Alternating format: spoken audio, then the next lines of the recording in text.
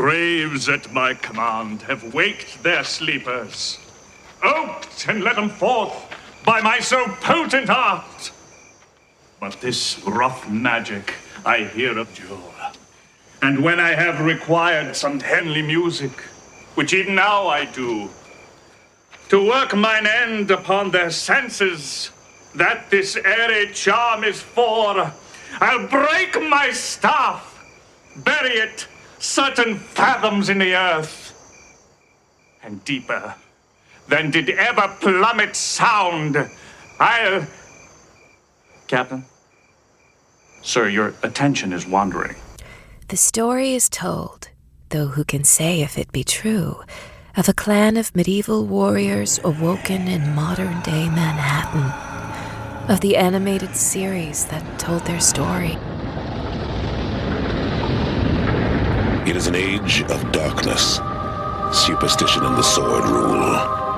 It is an age of fear. It is the age of gargoyles. Welcome to Voices from the Eyrie, a Gargoyles podcast. Hello and welcome to Voices from the Eyrie, a Gargoyles podcast. I'm Zach Joyner, the owner of the website that powers the program, spidey-dude.com, and I am the executive producer of the network that powers the program, the Spidey Dude Radio Network. Before we get started, though, I wanted to thank our patrons at patreon.com/SpideyDude Network, Greg, Jurgen, Vinkman, Scott, Kaylee, and Phoenician. Thank you for your support. And if you want to get this show earlier, check it out there, as well as other fine perks that you'll get whenever you become a Patreon subscriber. There will be some exclusive content that's only for Patreon subscribers coming to you very soon. But before I turn it over to our hosts, I want to encourage you to check out our other fine programs, such as Spidey Dude Experience, ASM Classics, Make Mine Mayday, Bogan Rider Variety Hour, the Salby Sima Era Podcast, Clone Saga Chronicles, and a Spectacular Radio, a Spectacular Spider-Man related show that start a few familiar names to the program. Please follow the network on Twitter at Spidey Dude Radio and this show at From Eyrie, and feel free to send them feedback at gargoylesvoices@gmail.com. Leave us a 5-star review on your favorite podcast catcher, such as Apple Podcasts, Spotify Podcasts, iHeartRadio Podcasts, Amazon Audible, as well as Google Podcasts. It helps us raise our visibility, and like, share, and subscribe for more at Spidey Dude Network, youtube.com/Spidey Dude Network. Also, follow us on Facebook and Twitter, as I mentioned the Twitter threads, but also follow us on Facebook, facebook.com/Spidey Dude Network, as well as Instagram, if you like Instagram, instagram.com/Spidey Dude Network.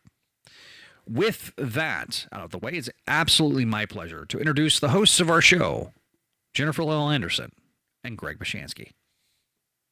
Welcome back to Voices from the Eyrie. I'm your co-host, Greg Weisman, and joining me as usual is my partner in crime, Jennifer L. Anderson. Hello, everybody. And rejoining us is the series co-creator, co-producer, and the writer of the SLG comics and the Dynamite comic that is coming out later this year, Mr. Greg Weisman. Hey, folks. And we are very pleased to have with us a legendary actor. He's been around for a long time in so many different things, from Star Trek to Night Court, Independence Day, so many things, Mr. Brent Spiner. Well, hi there, Greg and Jennifer. Thank you for having me. And we'll see if I say that at the end of it.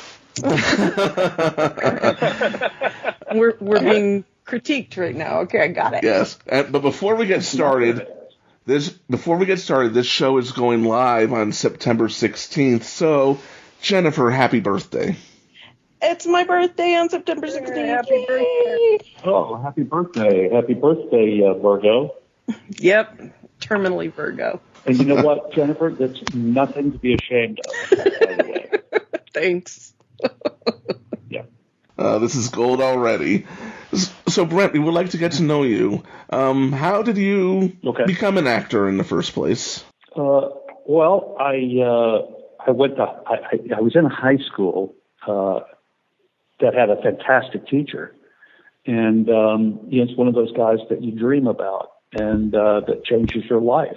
And And so he did that for me. I was in a high school drama class with a lot of people that are fairly well known at this point. The two Quaid brothers, Randy and Dennis, both passed through that class.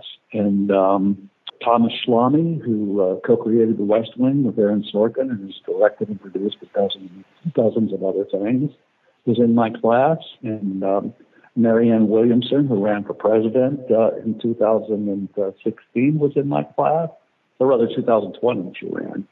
So it was a pretty stellar class. There were others too I could mention, but yeah, I had a great teacher, and he encouraged me, and did that all important thing that a great teacher does, and gives you a sense that you have something to offer. And that's what he did for me. And it definitely paid off, because you have done so much. Many times I didn't even recognize you, and then I'm thinking, holy crap, that was Brent? Fantastic character actor. Oh, thank you so much. Well, that was what really started even in high school, was we were taught to try to do as many different things as we could possibly do. And that's helped me a lot through the years, and it's what I've always wanted to do and have kept trying to do. And on that note, how did you move over to voice acting? Was Gargoyles your first voice acting gig? You know what? I think it was, actually. I can't remember having done any voice acting before Gargoyles.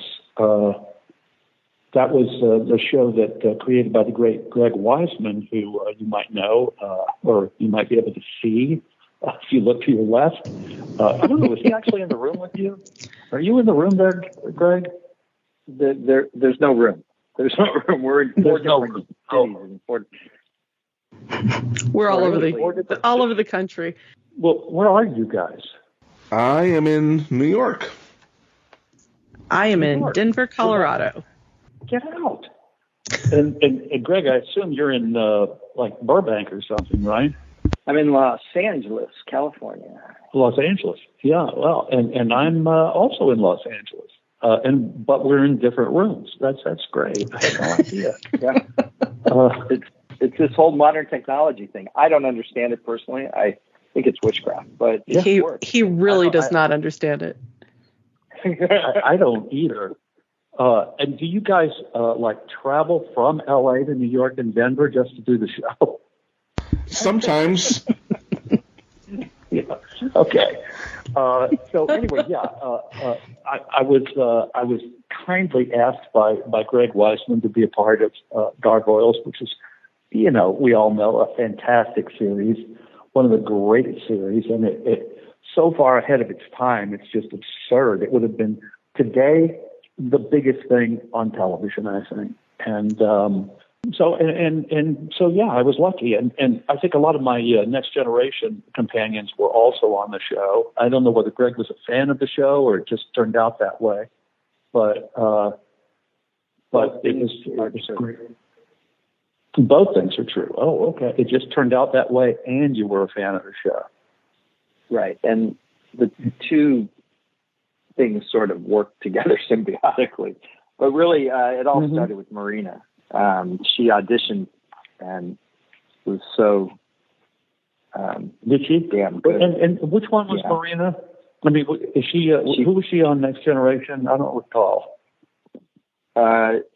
On Next Generation, I think she was Demona. I know she was Deanna Troi on Gargoyles. Right, exactly. Yes, I recall that too. So Marina auditioned, and then Jonathan came along. And was Michael Dorn on the show too? Right. Yeah, Dorn and LeVar. LeVar was on. Nichelle Nichols. Nichelle Nichols. Kate Mulgrew. Michelle. Wow. Colm Meaney. Was there anybody on? Colm was on. Was there anybody on the show who was not on Next Generation? Eyrie. Yeah, Kate Mulgrew. She wasn't on Next Generation. Avery Brooks wasn't on. Oh, right. Well, that's true. No, that's true. That's true. But I should have said who wasn't on Star Trek. But oh, well then no. Okay. Well, I tell you this. I don't know. Cece Pounder should have. Yeah. There were I know Cece Pounder. She should have been on Star Trek, but what the heck? Right. We had some great people who were not on. So Xander Berkeley, I don't think did Star Trek, but we had some people who, we had David Warner who did some Star Trek, but also did some other things. He was on Star Trek. Yeah, I loved David John Warner. Rhys Davies was on. Played Leonardo da Vinci in some Star Trek episodes, and he played Macbeth for us, and also did this little movie about some rings. I don't know. There were like 3 or 4 movies with rings in them that he was in. Yeah, well, it was a great cast. It was a great show. It really was. And I don't know if you know, Greg, that Greg Weisman, that I usurped that character and did it on another show. You played Puck on another show? On another show. The Librarians. Yeah, Librarians. Mm-hmm. Exactly. And, I didn't know that.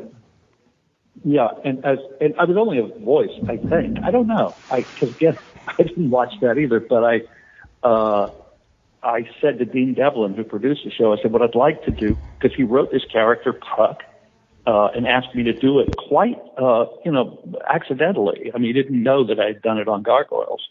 And I told him I had, and I said, I'd kind of like to do it as close to what I did on that, if I can remember, just as a little, thing for the fans who are fans of both shows. Right. And he said, okay, fine. So are you sure he didn't know? Because Dean Devlin wrote a draft of a live-action Gargoyles movie. And I never read it. Oh, you're kidding. Show it to me. Wow. Yeah, they wouldn't show it, so I never read it. But he, because I was officially listed on the movie, so they wouldn't let me read it. Well, he didn't say to me, do what you did on Gargoyles. I remember saying to him, I want to do what I did on Gargoyles. It's cool. But that's interesting. I didn't know. I didn't know there was. We had Jonathan on, and do you remember the Will Riker clone? Yeah. That he played. I have a theory that he based the clone of Will Riker on the David Xanatos character that he played on Gargoyles. Mm-hmm. And he confirmed that, which was cool. Then I have this other theory that he played a 1-episode guest spot on the show, the comedy Wings, and that he was also doing Xanatos for that one. And he said I was insane. You said you were high. Incredible. He said I was high. Yeah. That's right. I think he does Thanatos in his own life too. Yes, it's very. Yeah.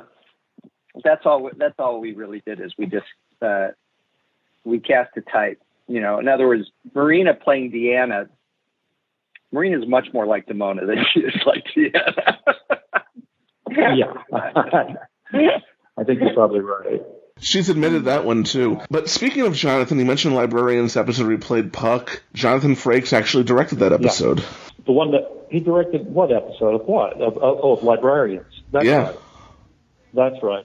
And it was, I think my scene was with, if I'm not mistaken, because I didn't see it, but I think the scene was with John Larroquette, who I worked with on Night Court. Probably. He was in Librarians, wasn't he? I think so, yeah. It's been a while. Yeah, I believe that's correct. And there's another Puck connection. I actually just checked this earlier today. There's an episode of TNG, I believe it's Time Zarrow. They go back in time to the 19th century where they're pretending to be a Shakespearean troupe at one point, and you read Puck lines as Data. Did I do that? You did. I have no memory of that whatsoever, but I'm sure you're right. I've seen, and I've said this before, but I've only seen about 10 episodes of Next Generation. And that was the first 10. And then I thought, no, maybe I'd better watch something else because I was spending so much time on the set and reading the scripts and memorizing them. And I thought, I really need to watch something else. So I've never seen about 160 some odd episodes. A lot of episodes. I've probably seen all of them by this point. Have you? No, I've seen them. Well, I figured, maybe on my deathbed, I'll binge the series. That and The African Queen, which I've also never seen. Oh, you got to see that one. I just saw The African Well, I'm Queen. saving it. It was just on TCM. I'm saving it. The other day. Yeah, but I'm saving it for the end because I know it's good. The other night, we watched Princess Bride. This is apropos of absolutely nothing, but my wife had never seen Princess Bride. Did she love it? Inconceivable. Yeah, truly. Did she love it? She did. She really liked it.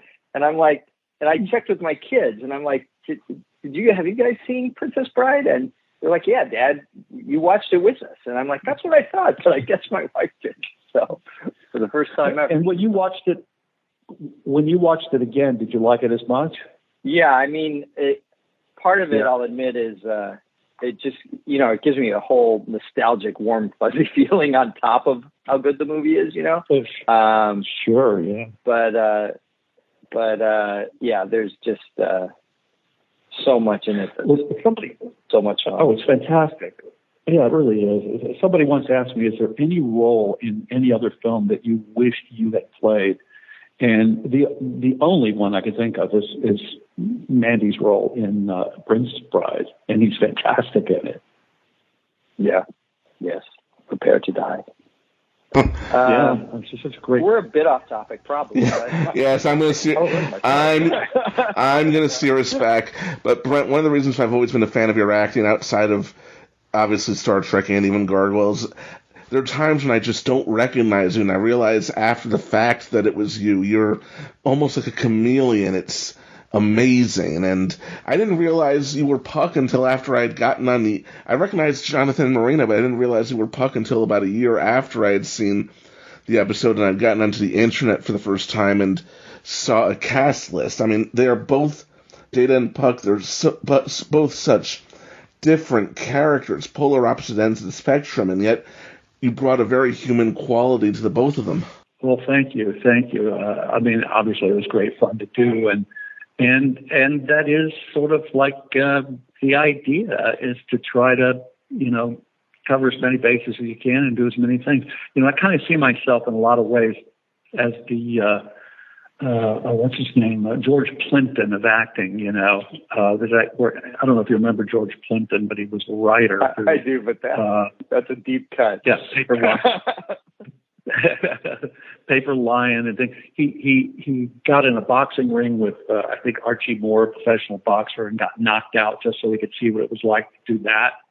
And that's sort of the way I look at acting. It's just I don't care what the genre is. I'm just going to try it out. Nice, and I'm glad to see that you're that adventurous, because there's other actors out there who I've noticed kind of stay in their own lane, and I suppose that's fine if they find success doing that, but seeing you do so many different things, and then, in my case, recognizing you after the fact, it's been a joy all these years. I mean, you're always a delight to watch and to listen to. I mean, I was surprised when I bought Greg's audio play for Reign of the Ghosts, and you only had a couple lines in that. You were Silas Setebos, and we talked about this before the show, but we can talk about this here.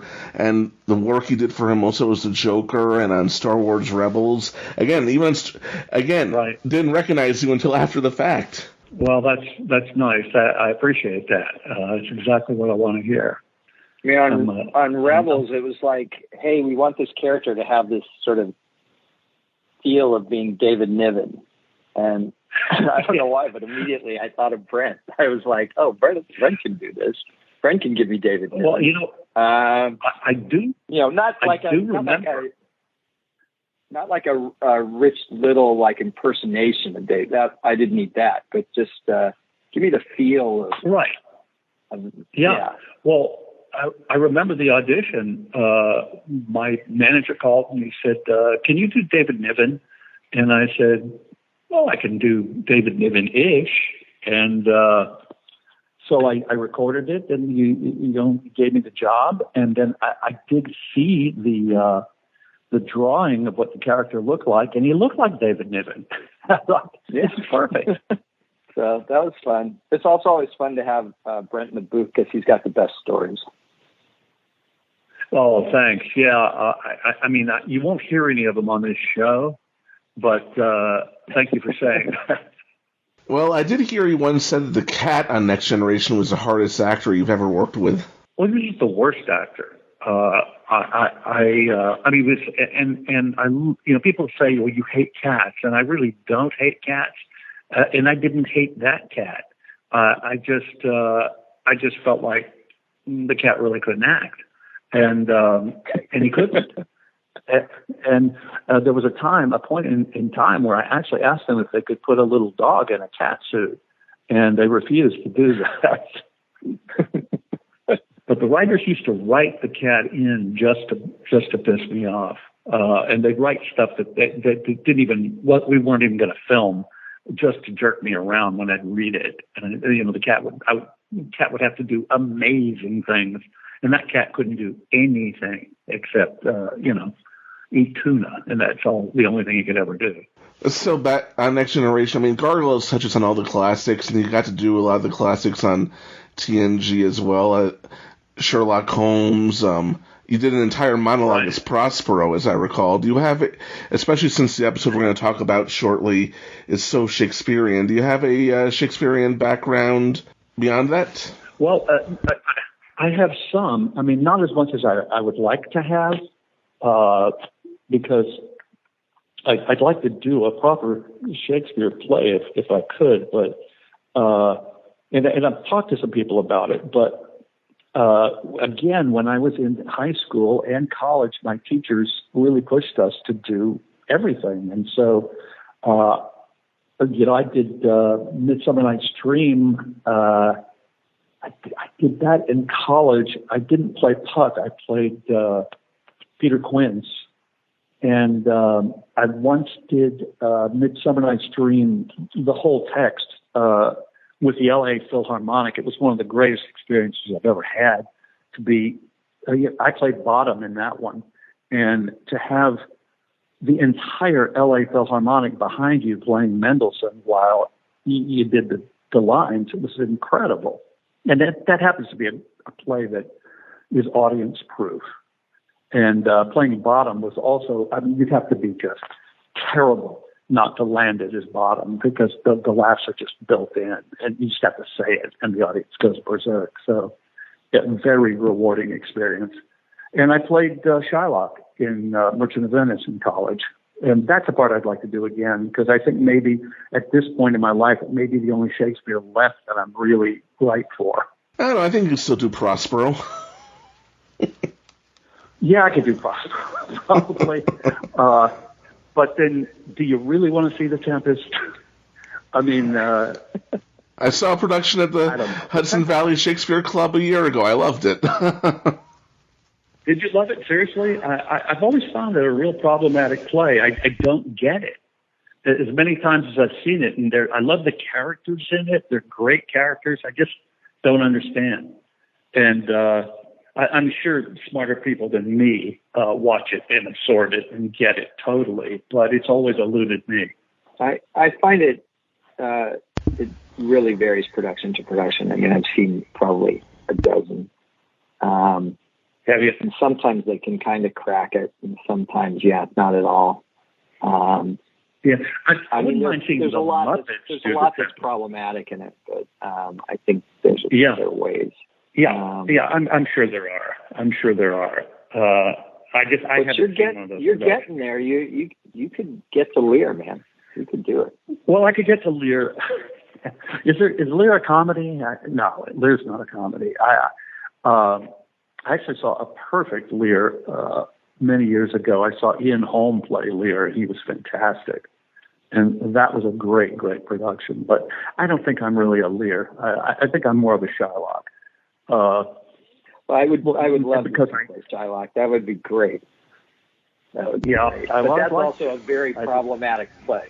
Yeah, I've seen one production it is that I thought really nailed it. Did you? I've seen a couple that I thought were really good. And I know my friend Patrick Stewart played Shylock. Well, he's done it a couple of times through the years, but he did a really successful production in London that was adapted by John Logan and it was set at the Venetian Hotel in Las Vegas, and had a real contemporary feel to it. But the dialogue was strict Shakespeare. That sounds very cool. Sounds awesome. Yeah. Formed at the Venetian Hotel in Las Vegas, but then moving through the hotel the whole time, and the audience following. Hey, that's a good idea. I saw We're going from stuff like that where it was done. You know that church in L.A. That's on the corner where Franklin and Highland meet? There's like a church right at the head there. You know what I'm talking about? Oh yeah, I used to live at the Highland Gardens. Right. So in that church, in and around that church, they did this production of Macbeth. And the witches also acted as ushers for the audience, and they would say things like, shift away, lines from the play to get the audience moving to follow the actors to wherever the next scene was. It was a really cool production. Yeah. Oh, that sounds great. I actually liked the movie that last year, the Denzel Washington movie. I thought it was a really fairly clear version of Macbeth. Yeah, I thought it was also just amazing to look at. Just like it really was. It was so inventive.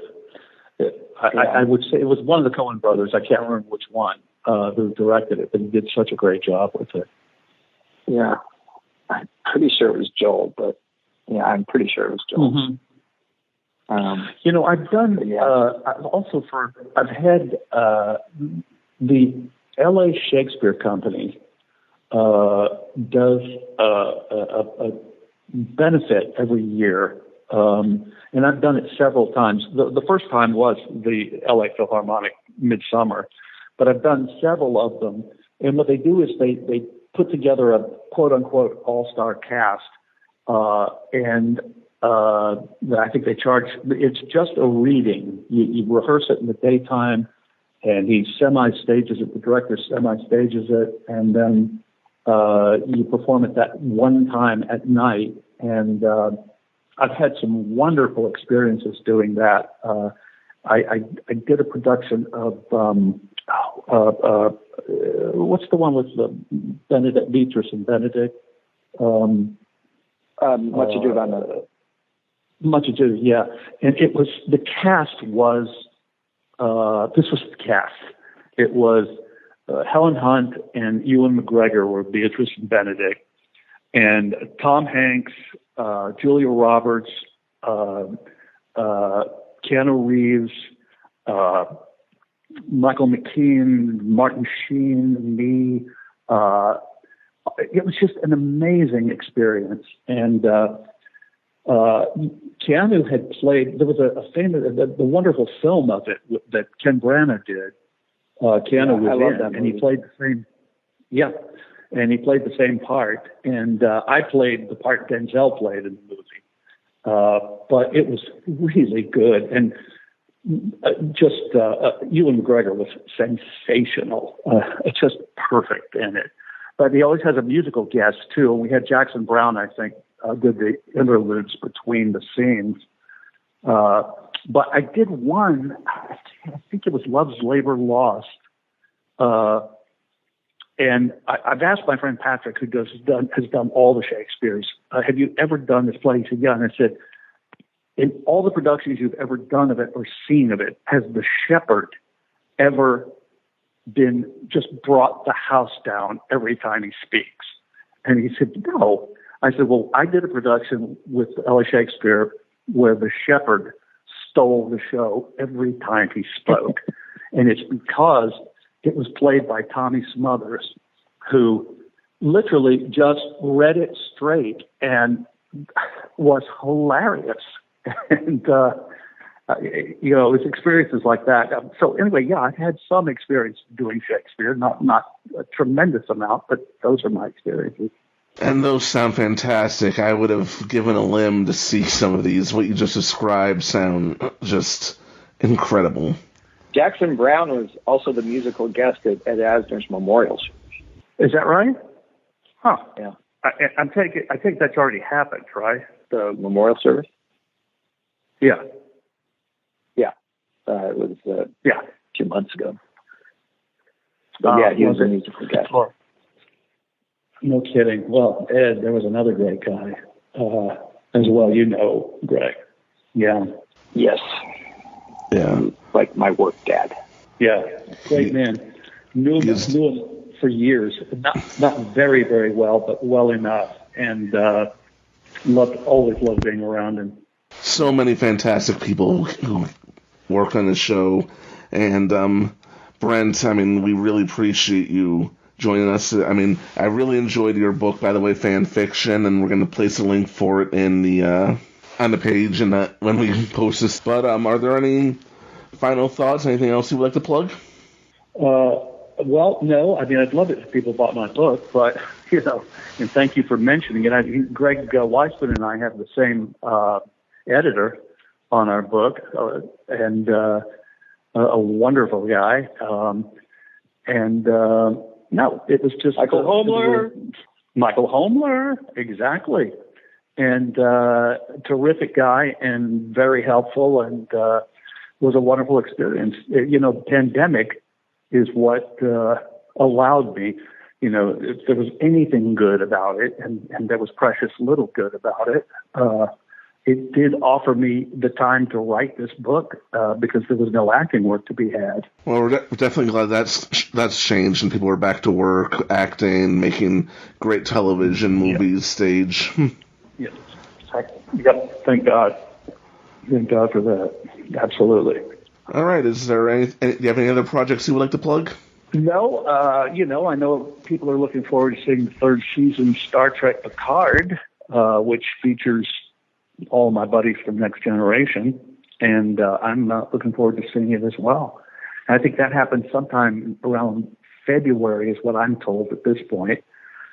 But it was a lot of fun for all of us to get back together again and play. And it wasn't, necessarily about getting back together again because we see each other all the time, but in that context, for the characters to all get back together again was really fun. I cannot wait to see it. Jen, we haven't heard from you in a while. Do you have any questions? Chomping at the bit to ask me a question.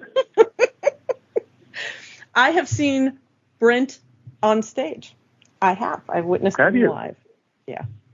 I saw Every Good Boy Deserves Favor, and it was hilarious. Wow, that was a really fun show to do. Again, the cast of Star Trek: The Next Generation did a play while we were doing the series. We would go off on weekends to Chicago and Atlanta and just do 1 or 2 nights and then fly home and go back to work the next morning. And that was a wonderful experience. It's a great little play by Tom Stoppard. And it was fantastic. again, we had a full orchestra. It was great. Patrick Stewart directed, and it was a blast to do. I love that play. It was a good time. Yeah, good. That sounds fantastic also. I would have loved to have seen that. We're going to gear up and start talking about the episode at hand in which you are featured, which is The Mirror. Right. But it has been absolutely a pleasure to have you here. Well, thank you so much. I wish I could have offered more about the episode, but let me just say this, and I mean this. If Greg Weisman wrote it, it was good because he does great work, and I really do admire it. I did not write it. I produced it, but I did not write it. But it is my favorite. Well, this couldn't have been any good. It couldn't have been any good then if Greg didn't write it. But no, I didn't. I thought you wrote them all. But again, what do I know? I know you produced it, and let me just say again, anything that Greg Weisman produces, I know is going to be good. Thank you. I appreciate that. We definitely look forward to your next collaboration then. Yeah, me too. Keep me in mind, Greg. I work cheap. Always. It was a real pleasure, Brent. Thank you so much. Thanks for joining us. Thank you, guys. Delighted. Everyone be well, and hope to talk to you again one day. Okay, take care. Definitely, take care. Take care. This is Night Watch, reporting from New York, Travis Marshall. Tonight, more on the news that has rocked Manhattan, if not the world. NECA finally put up their Broadway figure for pre-order, so if you want that, go get it. And they just showed off their new Cold Stone figure, which is coming out whenever. And looks amazing. And when they did their little Cold Stone reveal, we got little peeks of other stuff they're working on in the background. And I'm pretty sure it was Macbeth that we were looking at. Pieces of a coat, a face, some body armor. I think so, too. Yeah. Looking forward to that figure as well. Me too. But what I like about that Cold Stone figure from what we saw, they understood your intent, Greg. It actually does look like reanimated stone and steel. Yeah, it looks really good. Yay.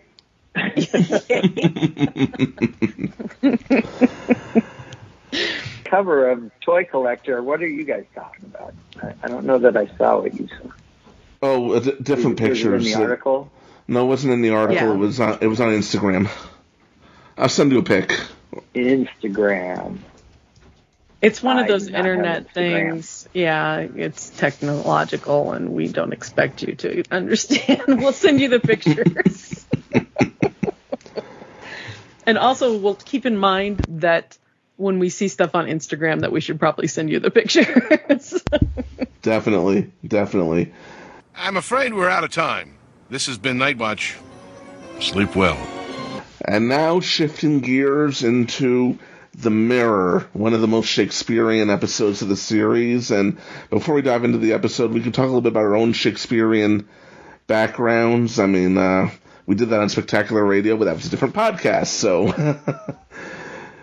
what was Shakespearean backgrounds, huh? Yeah, what was your first experience with the Bard? Me? Who are you asking?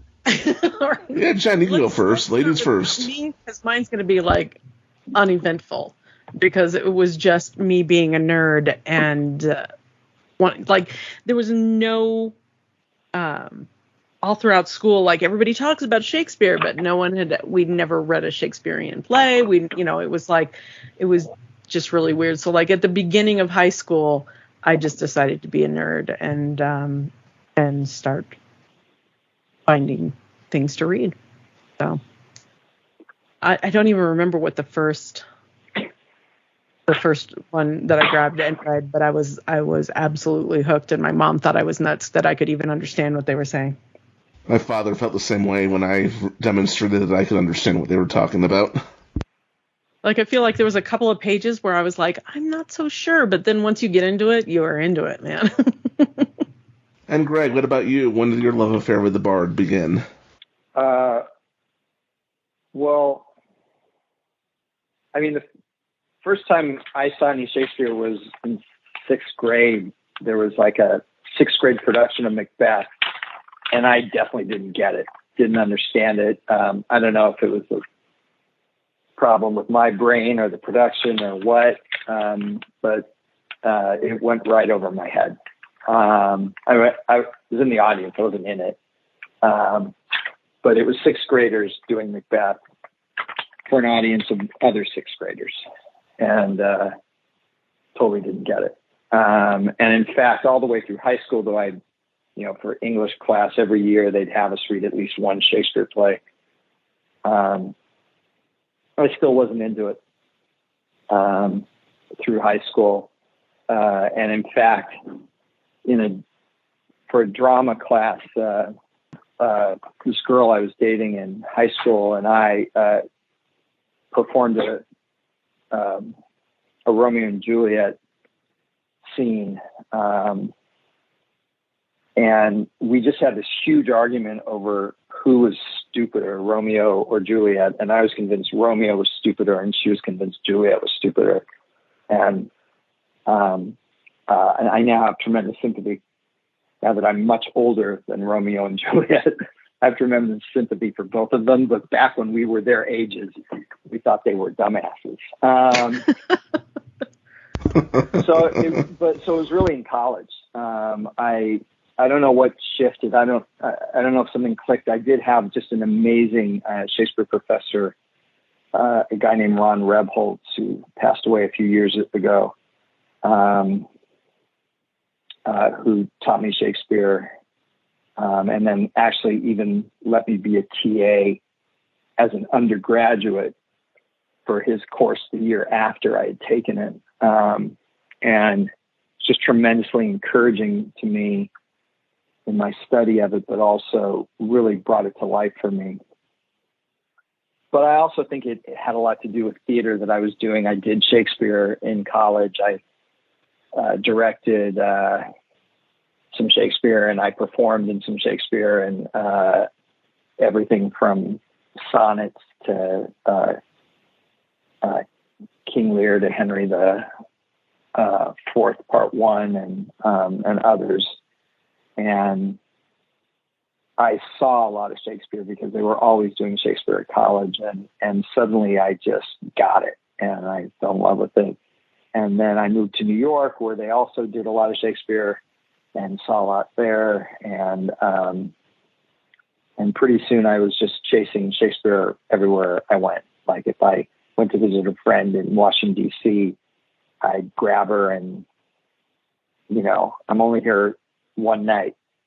Let's go see A Winter's Tale. She's like, you don't want to go to a club or something? No, let's go see Winter's Tale. And then when I moved back to California, particularly before I had kids, I would just chase Shakespeare all over, anywhere in Los Angeles, obviously, and Jen and I used to do this. We'd go down to San Diego and see the shows down there. And then I would go to Utah. About this time of year, too. The Utah Shakespearean Festival, or go up to Oregon to the Oregon Shakespeare Festival, which I still go to every year. We went this year. The only years that I've missed in the last 20 or so were the 2 pandemic years when they canceled the festivals. That's why I missed it.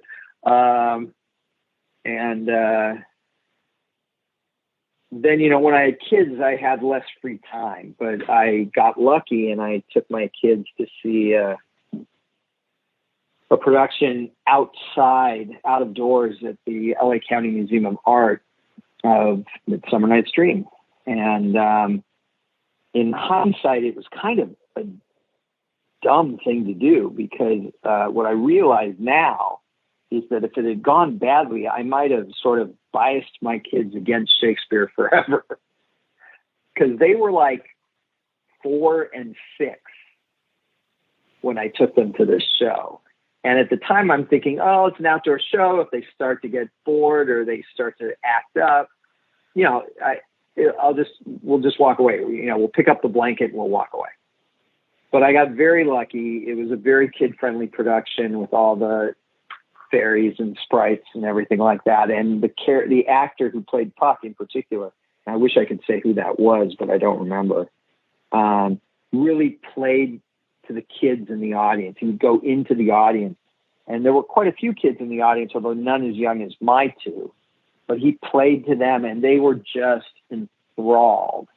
And then because that had worked out, I took them to a production of Macbeth down by the beach, which they also really loved. And then from that point on, they've just been my partners in crime, so to speak, about going to Shakespeare plays. And so we've seen Shakespeare,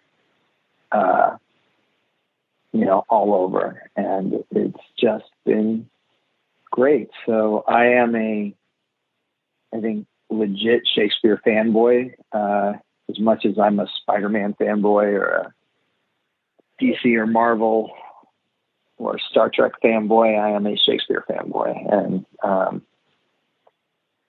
and Shakespeare became obviously a major influence on the Gargoyles TV show to bring this whole discussion back around to, I think, what we were supposed to be talking about. Although I may have, we're forgotten. I'm not sure. I think so. We're finally here, fans. I know you love this episode. We do too. We've been waiting. Here we go. This is a huge episode, The Mirror. Huge. Directed by Frank Parr, written by Lydia, and I think story edited by Bryn. Yeah. And we'll start with the biggest elephant in the room with this episode. And this is an awesome elephant, a good elephant. Why introduce a third race? Well, I mean, we're in season 2 at this point. 52 episodes for season 2. We knew we had to expand the world of gargoyles, what was there, what existed. And so we were ready to sort of bring in another element to it. And that element was the third race, also known as Oberon's children, the fair folk, the dark elves, whatever you want to call them. And the first member of that race that we were going to reveal was Puck himself from A Midsummer Night's Dream. Now, did you know at this time, when you decided to bring Puck in, that Puck was going to be Owen? Wow, spoilers, Jen. I'm assuming that people who are listening to this have seen the show. No, I mean, yes and no. It depends what you mean by when, because when we were starting to write the episode, we didn't know. But we knew Owen had a secret. We just didn't know. We hadn't quite figured out or nailed down what that secret was. And we talked about it, but never really found anything that seemed right. Having nothing to do with this episode, Owen's not in this episode. And then I was at my desk at Walt Disney Television Animation, and it hit me that Puck was Owen. So I immediately called Bryn and Lydia, who were working out of Bryn and Michael's house, deeper in the San Fernando Valley, as I recall. And I said, and I got them on the phone, and I'm like, listen, Owen is Puck. To which they respond, we know. So it just kind of hit you all at once? Yeah, I mean, it just was right. I mean, this is one of these times we've talked about before on this show, on this podcast, but sometimes everything about gargoyles had such a kismet feeling to it. It felt like that the gargoyles universe was out there, and we weren't writing stuff. We were tapping in. And it felt like there was a right way for stories to go and a wrong way for stories to go. And we just had to figure out what that right way was. I mean, I've talked about this metaphor before, but it, it's that old Michelangelo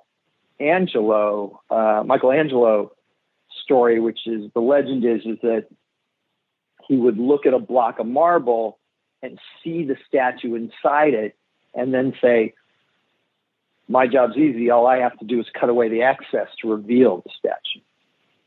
That's why his uncompleted statues are called the prisoners. Right. And why they're also phenomenal, too, probably. But that's kind of what it felt like on this show for, I think, Michael and Bryn, and Gary and Carrie and I, and Lydia probably, and Frank and a bunch of other people.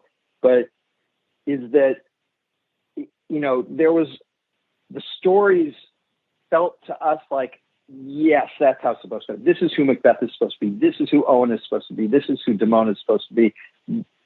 And yes, Puck is Owen. Of course he is. How did we not see it sooner? Not like we're geniuses. Like it was there. You just needed to figure it out. Yeah, we just had to cut away the excess, and there it's revealed. And that was kind of how it played out for us. So by the time we got to finishing out this script, yes, we knew. So you have the one line in the episode where Damona says, yeah, you serve the human, says to Puck, you serve the human, now you'll serve me. And that was a little clue that, wait, who's this human she's talking about? Oh, it's Xanatos. Oh, he's Owen. That's the train of thought. But then we intentionally had Puck respond by saying, serving humans, plural, is fun. I forget what the second half of the line is, but they have a sense of humor. Like, they have a sense of humor. You have none. He's rhyming there, And that was done intentionally to distract away from the clue we had just planted. In other words, she mentions a human specific. She's got someone in mind that she's talking about, which is Xanatos. But he says serving humans, plural.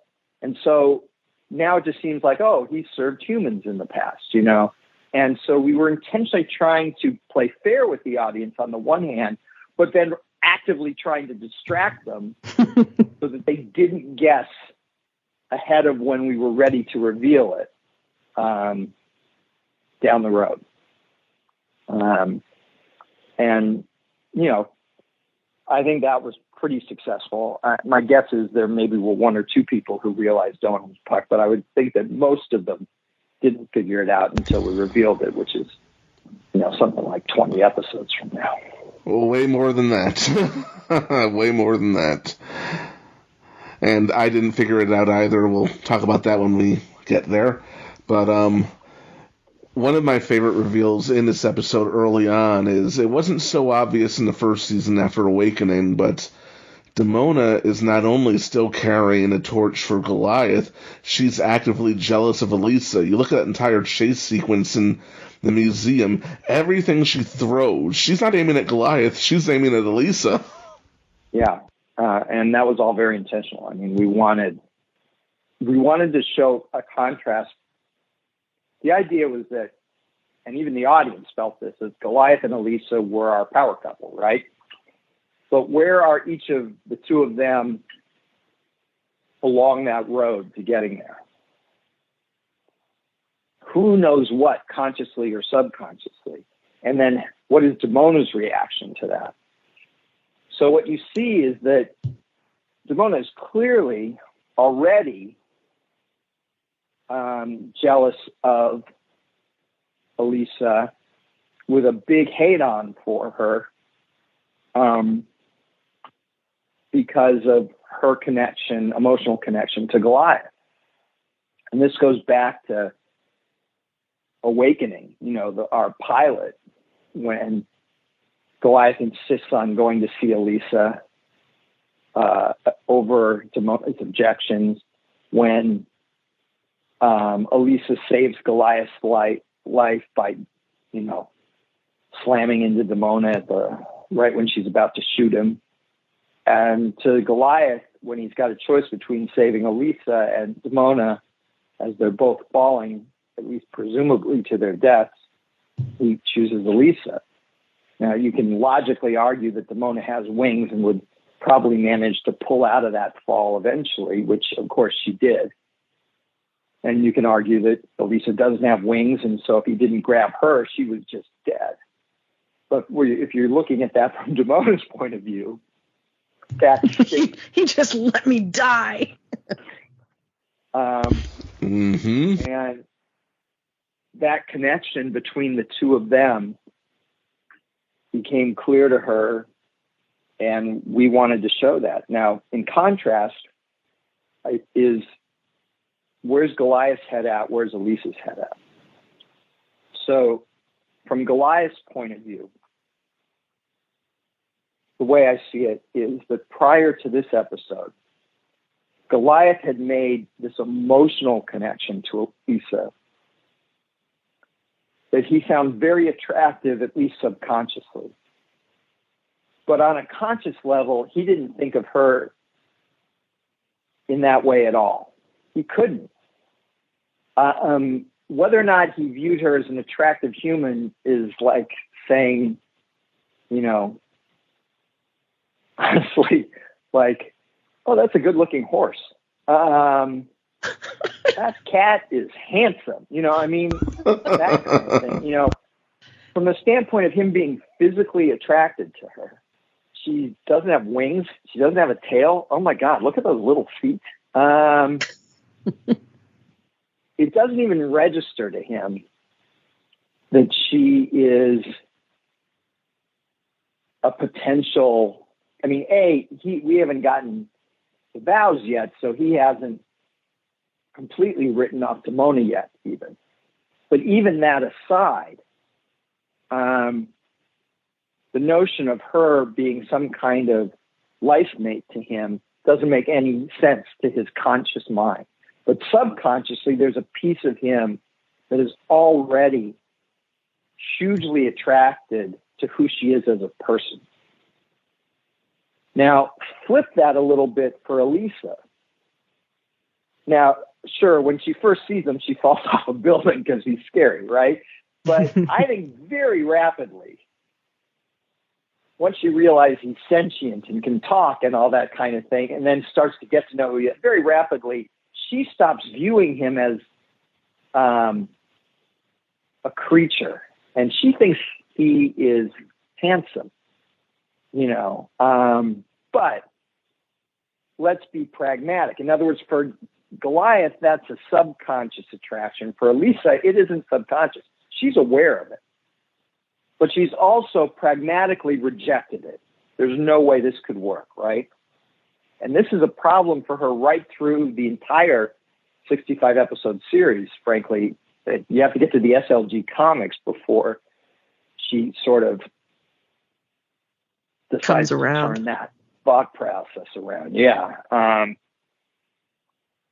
So for her, going into this episode, she already thinks he's physically attractive. She already has this emotional connection to him, which he also has to her.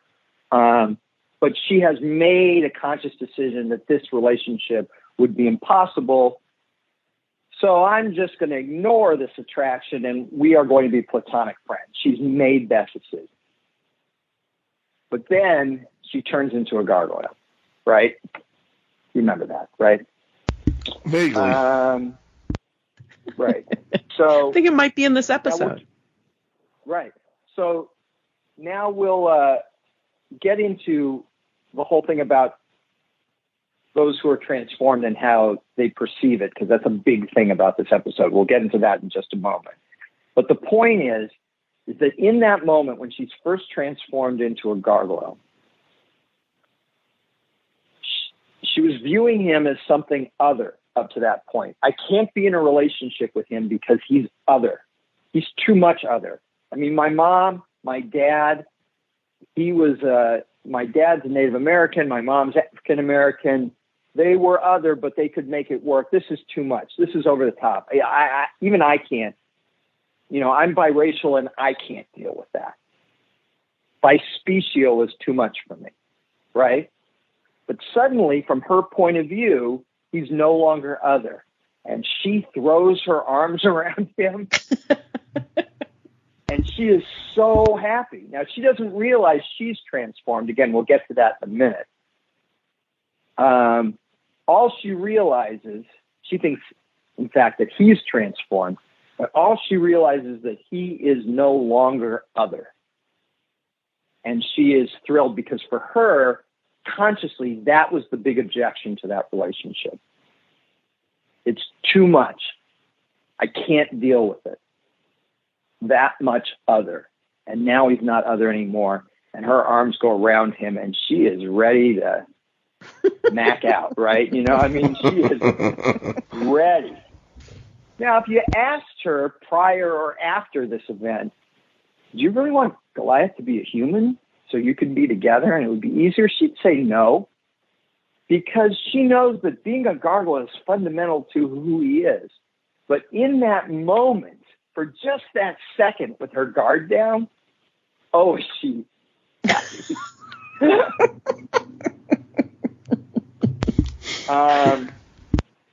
Now, again, contrast that with Goliath.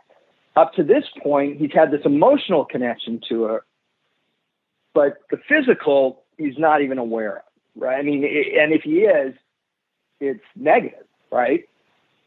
So they're flying along, a scene or two later, and he says, like a typical idiot guy with his foot in his mouth, I never realized how attractive you were till right now. And she sort of looks at him and says, wait, you thought I was ugly? And he goes, whoa, updraft. And because, that was not the right thing to say. So let's change the subject. But what that means is that now he's looking at her Now she's got wings. Now she's got a tail. And he is thinking, oh my God, she's beautiful. And having thought that once, he will continue to think that till the day he dies. No matter how old she gets, no matter what species she is, he is now crossed over into being attracted to her consciously. From before, it was just subconscious. And so, jumping to the end of the episode, so he gets turned into a human, right? She's a gargoyle. He's a human. Their relationship is sweet and lovely. He, when they're both gargoyles and she's still afraid to fly because she's only just learned how to do it. And he says, don't worry, I'll always be there to catch you. And then, of course, immediately he turns into a human and having no wings starts to fall. And she, who's been terrified of flying, suddenly leaps down, saves him, and comes back up because that fear vanishes for her when Goliath is in danger. And they then have this moment at the very end when Puck is changing everybody back. He changes all the... Oh, I love that moment, too. Humans walking around Manhattan from gargoyles back to humans. Then he changes Elisa back into a human. And now for 1 minute, they're both human. Now, we had a whole sequence where they were both gargoyles. But for 1 minute here, they're both human. And and they make goo-goo eyes at each other. Mm-hmm. They absolutely make goo-goo eyes at each other. Absolutely. But then 1 second later, he transforms Goliath back into a gargoyle. And literally, Goliath is physically tossed away from Elisa, just to be metaphorical about it. And then at the end of the episode, Goliath tries to talk to her about it. And she stops him. Because now she's back to where she was at the beginning. Of course she's attracted to him. But it can't, this is the way it's got to be. We are friends. She's already reconciled that in her brain where he has not. Right. Right. And he never will. From this point on, he never will. Now, he's not there yet because gargoyles mate for life and he's mated with Demona. He's got to get to a point where he has just said, I'm done. I've tried everything I can think of to reach Demona. I can't reach her. And that hasn't come yet. Not the final nail in the coffin of their relationship, so to speak. That doesn't come till Bout. But from this point on, all through the end of the series, all through the SLG comics, and going into the Dynamite comics that I am literally writing now. Well, not literally. I'm talking to you guys now, literally. But figuratively, literally. Right. Goliath feeling attraction, need, etc. for Elisa will not alter or lighten. She has things to deal with. And she'll get there eventually too, but that'll take a while. But this is the key episode, the key turnaround point, or turning point, I guess, is the phrase,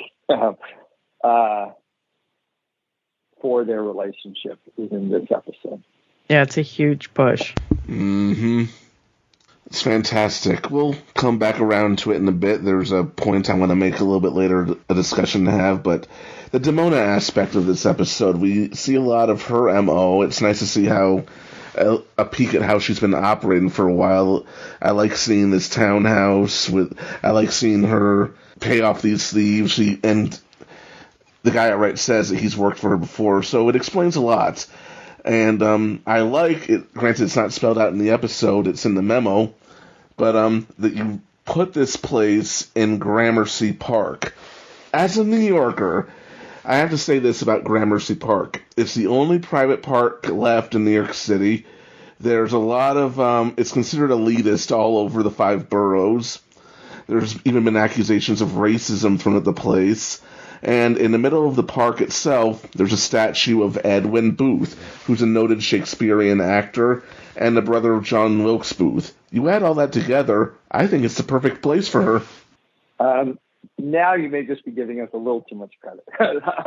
I think I suggested Gramercy Park just because I lived in New York not very long, but for a couple of years. And I felt like I'd seen the kind of townhouse there that we wanted for her. So I don't know that I focused on the statue of Edward Booth, but I do feel like architecturally it seemed like the right choice. I did like that we get to see, like what is Damona doing during, her evenings. Where is she living? How is she functioning in New York as a solo gargoyle? And I really liked seeing how she has put her accumulated through the years wealth to good use. Yeah, she's got money. One of the advantages of being alive for 1,000 years is that accumulating money becomes a bit easier. At least in theory. I never tried it myself. Neither have I, and I really love that summoning scene. It's really fanciful, and when I looked at the memo you sent, you told them to make changes to it because apparently what they had originally outlined came off as a little bit more satanic. Well, I don't know if it was truly satanic, and I don't have a copy anymore of their draft. I have the final draft, and I have my memos, but I didn't save all the interim drafts. But I do know that in those days, we were excruciatingly paranoid about the show coming off as satanic. We had ended up only receiving one letter about this. And again, this is back largely in the pre-internet days. So, the internet existed and people were using it, but we still judge things by the amount of mail we got, like from the post office. And we only ended up getting one letter, and it was clear on this topic, and it was clear from the letter that this was someone who'd seen a commercial and hadn't even watched, 10 minutes of an episode or anything like that. So we felt pretty free to ignore it.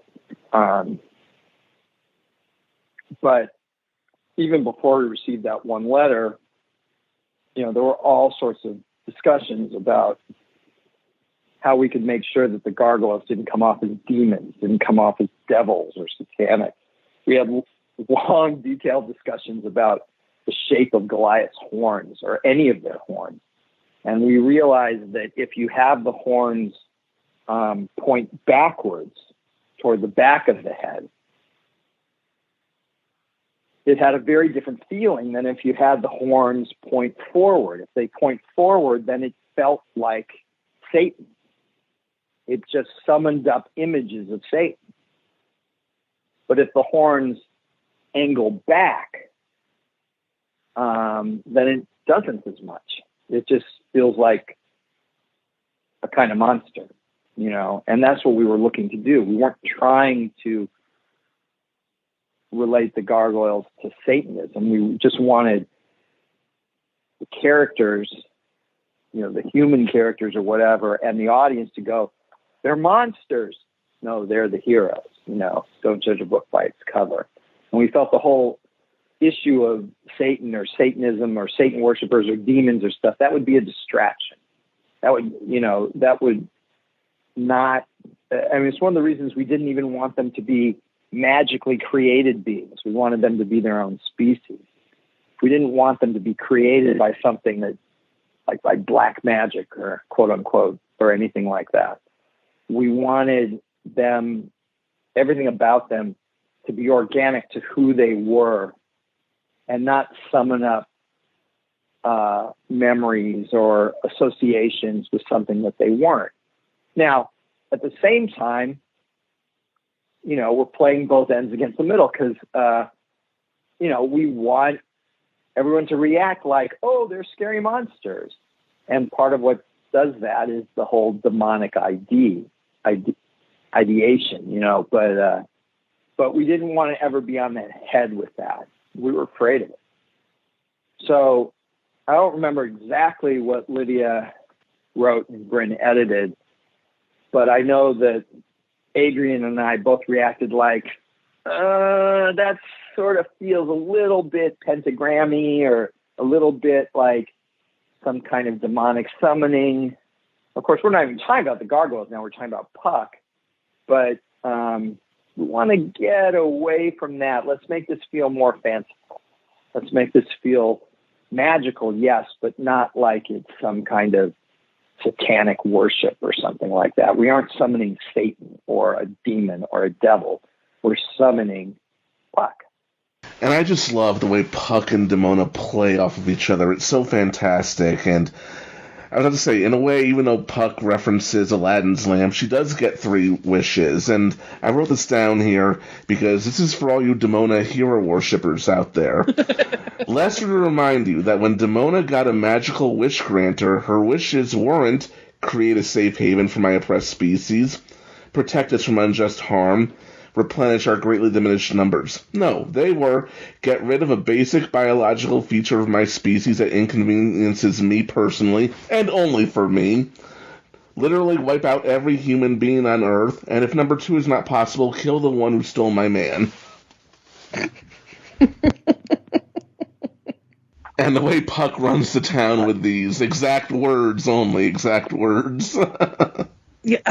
Puck is just having a blast. Like, he is definitely enjoying just torturing Demona this whole time. It was a lot of fun. I mean, just what's great. I mean, this is my favorite single episode. I mean, I like our multi-parters and I like all of our episodes in one way or another, some more than others, obviously, but there's none I don't like. But if someone said to me, pick one episode for me to watch to see if I like your show. And it would either be Awakening Part 1 in the hope that they would then just have to see Awakening Part 2. And they just would end up watching the whole thing, right? But if I had to pick a single episode that just exemplifies the best of what our series could be on every level, action, romance, comedy, with some really great animation. Yeah, the animation is beautiful in this one. Mm-hmm. Fantastic vocal performances. It's The Mirror. And so, yeah, that interaction, I mean, everything that Puck does, clearly whoever was animating Puck in Japan had a very good time with it. And,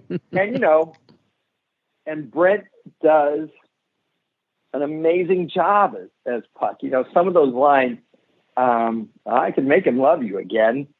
Not easy at giving you a charming personality. I can't even do it, but it's just so fantastic. And all the little subtle things that Brent does throughout as Puck and playing them off Marina as Demona, for the two of them, I imagine must have been a lot of fun. I mean, we should have asked Brent about that, if he remembered recording it at all.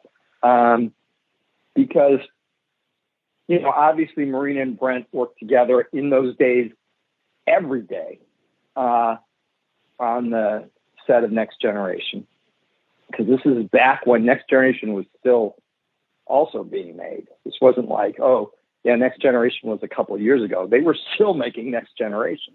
Yeah. And so they had the kind of rapport that that comes when actors have that great familiarity, that they've worked together so often that they just know each other's rhythms and that kind of thing. But then on top of it, Marina gets to do that playing Demona which is a much more aggressive, obviously, character than Deanna. Just a little bit. And so, you know, if it's Data and Troy, their interactions are very polite generally. I mean, I'm sure there are exceptions in a bunch of given Next Generation episodes, like when one or the other is possessed. But generally speaking, Data and Deanna are two very well-mannered, polite characters. And Puck and Damona are not. So there's some meat there on the bone, you know? There's some real, there's some stuff they can really sink their teeth in playing off each other and still take advantage of that sort of symbiotic, rhythmic knowledge of each other. And I think you can see it in the episode. I mean, you can feel it. You can hear it. They work so well together in this. Almost like, I mean, the only thing I can relate it to is like listening to a great Abbott and Costello routine, you know, with the timing and the everything about it. Just, you know, it's so snappy and so dead on, and they're just great. The booth must have been and then the animation a blast that day. Great, which helped. Yeah, beautiful animation all throughout the episode. I have an amazing cell from this episode of Damona throwing the spear, and it's just close up, and she's just angry, and I love it so much. I've coveted that spear, but on the other hand, I also said to her, never give that thing up. Never. Yeah, yes. And it's just such a gorgeous episode, so fun. Let's talk about the City of Gargoyles. I especially like how no one notices that they have changed. I believe you had to fight for that, you've said in the past. I definitely did. It was hard for me to explain. And because it was hard to explain, people kept saying to me, it's too complicated, it's not going to work, people aren't going to get it. And I said, no, they'll get it. In fact, it'll be easier to make sense of it. I understand why it's complicated to explain, but it'll be easier to make sense of it, and here's why. The scene you want to see specifically is the scene towards the end, when a bunch of humans who have been transformed into gargoyles without knowing it see Goliath and the other gargoyles who have all been transformed into humans attacking Damona. And they go, hey, those monster humans are attacking that woman. Because what this really is about is the other, the concept again of the other that we were talking about earlier. It doesn't matter who you are, whether you're a gargoyle or a human. The point is that wherever you're standing, you're not the other. Someone else is the monster. Right. Everyone else is the monster to you. So what I tried to say is that, look, if they're aware of the change, then the moment they all change into gargoyles, and we're talking about the entire city of Manhattan, they're all going to be freaking out. There'll be chaos in the streets. What's happened to me? Who did this to me? Right? And then the story becomes about something else. It doesn't become a story about, in essence, to crib another title from another episode, The Eye of the Beholder. It doesn't become about how I perceive myself and how I perceive the other. It becomes about some magic spell has turned me into a monster. Help me! Or I'm going to kill you, you know, that kind of thing. It's a distraction from what we were trying to do in the story, if they realize it. And it's citywide, so you couldn't ignore it. So I said, we have to make it so that no one realizes the change. So that gargoyles are just getting on the subway, even though they've got wings. So that they're walking down the street as if nothing has happened at all, right? That's got to be the way it is. And that means if you then extrapolate forward to the very first transformation, which is Elisa's, when she transforms into a gargoyle, well, it can't be that she gets it, but later, the population of Manhattan doesn't. That doesn't make any sense. You got to be consistent. Well, that means that when Elisa transforms into a gargoyle at the very beginning or near the beginning of the episode, her response shouldn't be, I've transformed. She doesn't know she's transformed. She looks at these other guys, and what she sees is they are no longer the other. And I know in my memory that they used to be the other. So you guys all transformed. I've always been a gargoyle, but you guys have just transformed into gargoyles. You used to be human. No. Think about it, Elisa. How did we first meet? Oh, I fell off the tower and you caught me. And he's like, right, but if you had wings, why would you need me to catch you? Well, I can't use these wings to fly because, of course, she's never flown before. But from her point of view, she's always had these wings. So then you think about it, and she's still not getting it right away. So later, they're flying through the city, and she spots all these humans on the ground. They land on the roof, and she's like, oh, my God, everyone in the city has been transformed into humans. And Goliath is just shaking his head going, no. I love that moment. Like, what? Oh, my God. Keith did that so well. He does everything well, but he really did that well. Yeah, I mean, and that's the thing. He lands thinking, oh, now she gets it. She's shocked, and now she gets it. But she doesn't get it yet. Then, to top that off, you get this great scene after the gargoyles are transformed into humans. That is, our regular gargoyles are transformed into humans. And Elisa saves Goliath's life, and Goliath is literally doesn't understand why he fell. Why did I fall? I've never fallen before. And she's like, you fell because you've been transformed and you don't have wings. And he's like, no, we didn't transform. You transformed back to being a gargoyle. Now it's her turn to be like, no. And Brooklyn, I love Brooklyn, who speaks with such confidence. Elisa, I think we'd know if we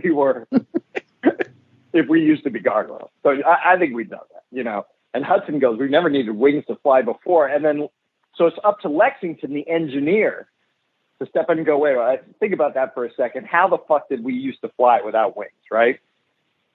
And suddenly Goliath puts it all together and goes, oh, I get it. Elisa used to be human. Now she's a gargoyle. We used to be gargoyles. Now we're human. Now they're all on the same page with the audience, right? Then, of course, Simona has Puck cast another spell, not what she asked for or not what she thought she was asking for, but all the humans in Manhattan are transformed into gargoyles. And again, none of them noticed it. So now they'll perceive any human as the other. So our cast of former gargoyles, now humans, become the scary monsters to this population of gargoyles. So that when these humans rush at these gargoyles, actually, or really humans having been transformed into gargoyles, so hard to describe. This is what I'm talking about. I had trouble explaining it, the terms to people. But when they rush at them, all that Brooklyn, Lexington, and Broadway have to do is act scary. Ooh, we're monsters. And it works. They're scared off because, oh my God, humans run! They're the monsters. They're the other. So everyone's reaction as I'm trying to explain this, and this includes Bryn and Lydia, Bryn for sure, was like, this is too complicated. It's not going to work. And I'm like, this is the only way it can work. And trust me, when you see it, you won't be confused. It's complicated because I'm describing it, and I have only these two terms, human and gargoyle, to use to describe it. And that makes it confusing, but when it's a visual, it'll all be clear. And my bosses didn't think so, and And even Bryn wasn't really sure, honestly. And I can't remember where Lydia stood on it. I don't remember. But I was adamant. And so I got it through, and I felt very vindicated because it really works exactly how I thought it does. Mm-hmm. And again, the problem was as I'm trying to describe it, and I have a limited vocabulary to describe it with. And then, of course, there are other problems, just technical problems, which is, okay, what terms are we using in the script so that you understand, so that someone reading the script has clarity. Gets it, yeah. When they're boarding it, So that was a whole other set of problems. But the point was, this was the only way it could work to tell this story. Now, you could, I suppose, tell a story about everyone transforming into a gargoyle or into a minotaur or whatever, and everyone freaks out. I'm a minotaur! Oh, no! But that wasn't the story we were trying to tell. And the story we were trying to tell, this was the only way it could work, frankly. I still believe. And then someone will listen to this podcast and say, well, you could have done this. And I'll be like, no, yeah, that would have worked. But no, I believe this was the only way it could work to tell this story, which is what we wanted to tell. And there wasn't much disagreement about that. It was just a clarity thing. And so this idea of perception, and really this idea of what is it that you see in the mirror, and that becomes your reality. And anyone who doesn't fit that they become a member of the other. And we are afraid of the other. We are literally, research that's been done years after this episode came out. I think there's been scientific research that proves that we are hardwired to fear the other. And the other, of course, includes, different races for us. I mean, in the real world, we are hardwired for sectarianism, for tribalism, for viewing, if you're white, viewing other races as a danger, if you're black, viewing other races as a danger, if you're tall, viewing short people as a danger, if you're short, viewing tall people as a danger.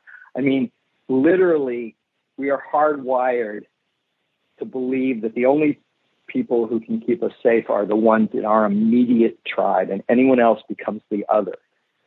And so the wider you spread it, the more difficult it becomes to recognize that the other are just people too. And, that's what a fantasy show like Gargoyles or a science fiction show like Star Trek or whatever, that's what they're good for. That's what they're best at, is sort of taking our foibles, and foibles is a very gentle word for it, and creating a metaphor for that allows the audience to see, oh, well, of course I shouldn't hate the gargoyles just because they look like that. It's about what they do, not who they are, right? So, yeah, I should be afraid of Demona, but not of Goliath. And then hope that they can take that lesson and go, maybe that's true about people. Nah. That's crazy talk. So what do we think Fox and Xanatos were doing when this all went down? Probably having sex. I would have loved to have seen that's a gargoyle. Of course you go. Yeah. Yeah, was there ever a chance of just flashing around the city showing Xanatos and Fox as gargoyles, or Matt and Chavez? I mean, I'm sure we must have at least talked about it. I think in one version of, maybe not the script, but the outline, Goliath even tries to blame this on Xanatos, and we felt like, we've done that trope, blaming your master villain because he seems to be guilty of everything at this point. I'm like, let's just not do that. Part of the reason you don't see them absolutely is just, okay, resources, man hours.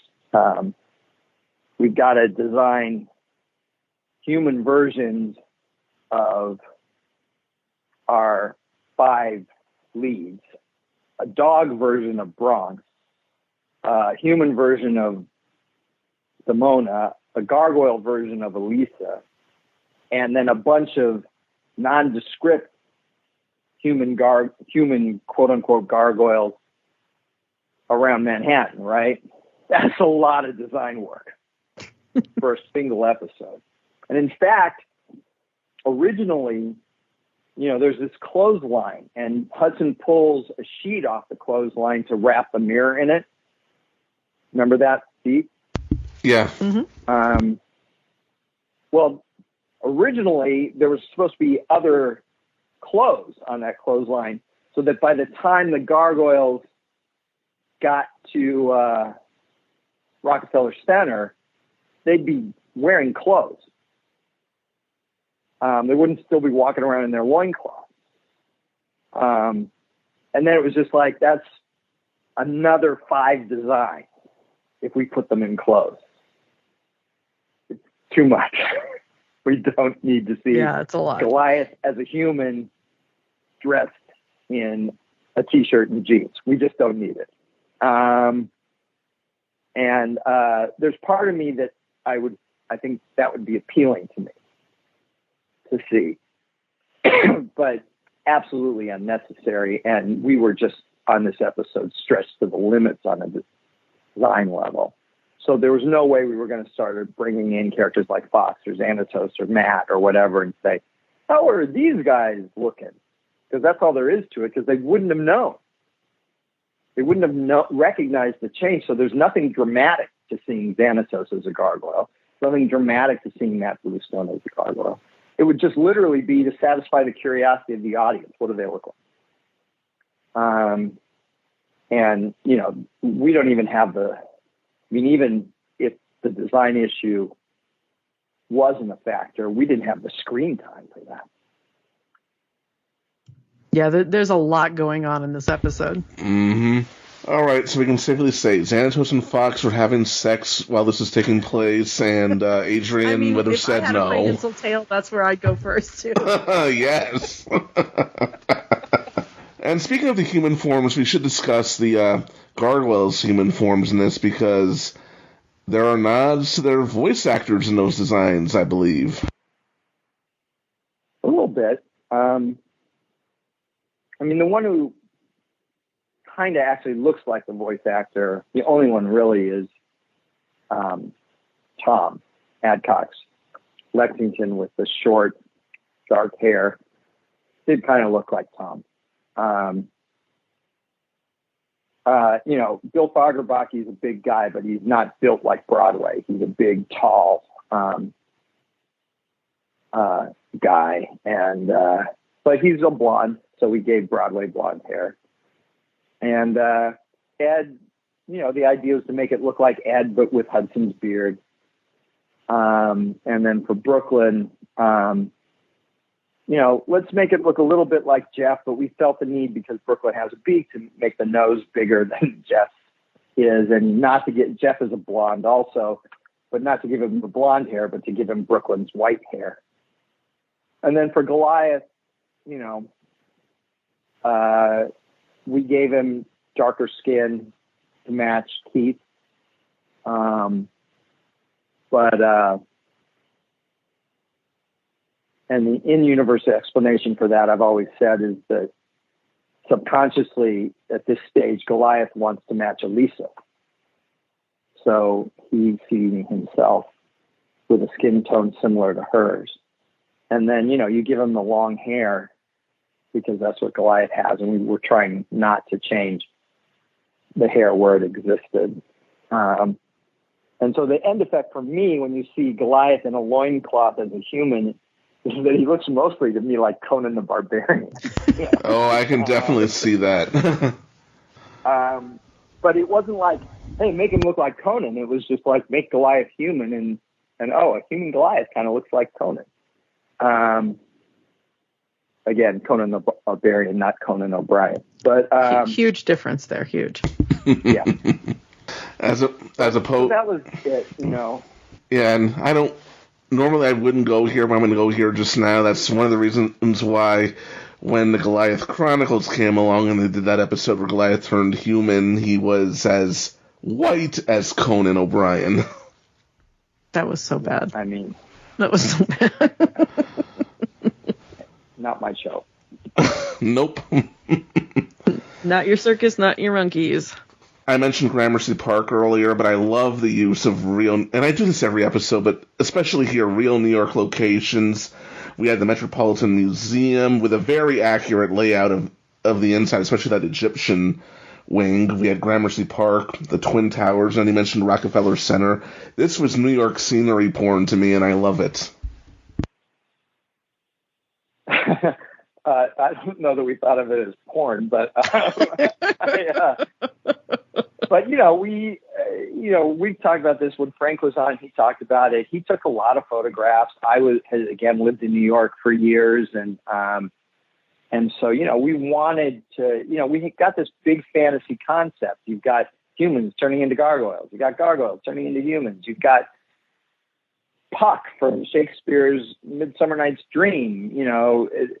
That's a lot of fantasy. And so the more fantastic it gets, the more guys like Frank and I want to ground it in reality. So, whereas, in Long Way to Morning, we might say, hey, let's do this at the old York Opera House in Greenwich Village. And you're like, the what? Where?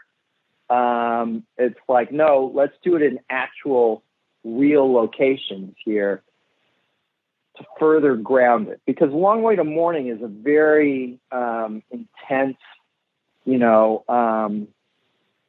are gargoyles in it, but it's really just a hunt, right? Damona's hunting these two guys. You could have done that exact same story for the most part with human beings, right? And an AK-47 instead of a particle beam weapon,